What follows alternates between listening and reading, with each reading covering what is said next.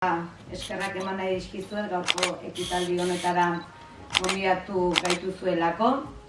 Egia da, plaza ederra da gaurkoa, eta aitortu behar dizuet, ilusio berezia egiten didala ekitaldi honetan parte hartzeak. Izan ere, maite dut eskubaloia. Santuenekoa izanik, ezin du bestela izan. Eskubaloiak gure haurtzaroa, nerabezaroa, gaztaroa, familia eta lagun harremanak markatu ditu.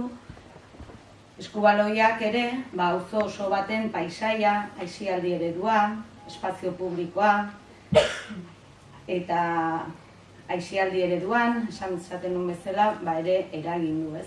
Eta garrantzitsua dena, eskubaloiak Santuenean auzo kohesiorako elementu giltzarria izan zen. Harrotasuna izateko erabat.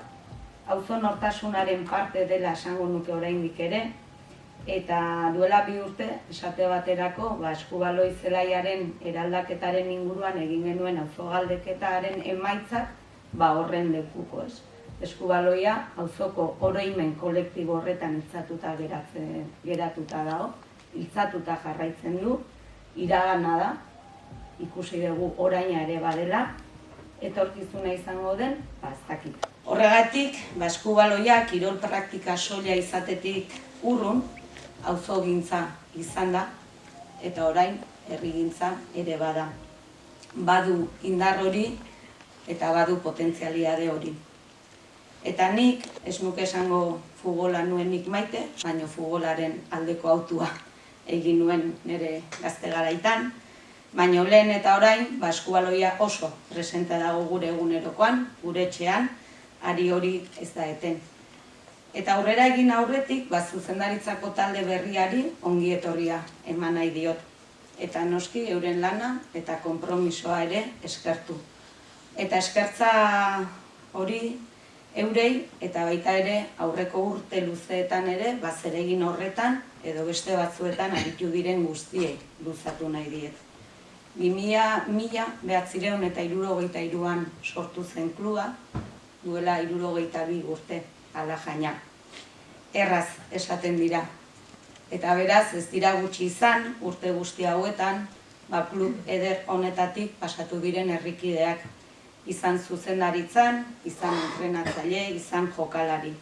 Beraz, alkate eta guraso bezala ere, eskerrak eman nahi dizkizuet.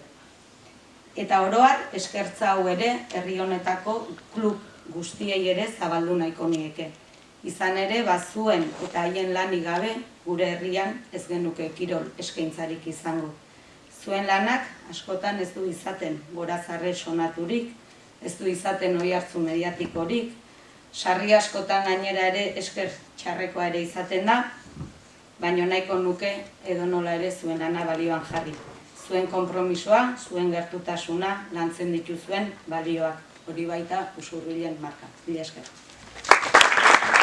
Dira kirolak eragiten dituen onurak. Txiki-txikitatik kirola egiteak dituen onurak frogatzen dituzten ikerketa asko daude.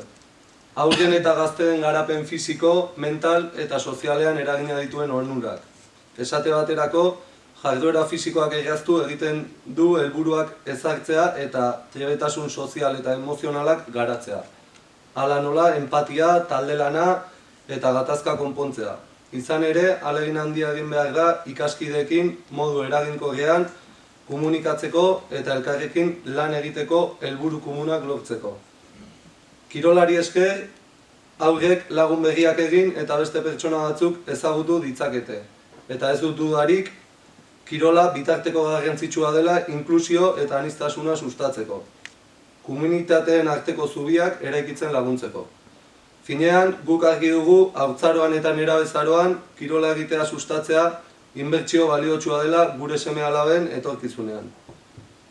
Baina, hori guztia, herri proiektu orokorrago baten mesedetan kokatu behar dugula uste dugu. Eta hor badugu zer hausnartua, zer landua. Eta hori guztion artean egin nahiko genuke. Klub guztiekin eta kirol eragile guztiekin. Eskola kirolaren inguruan atera den azken epaiak egoera ziurgabea eragiten du, eta testu inguru hau baliatu nahiko genuke horretarako. Beraz, hortxe gonbidapena. Ni esker.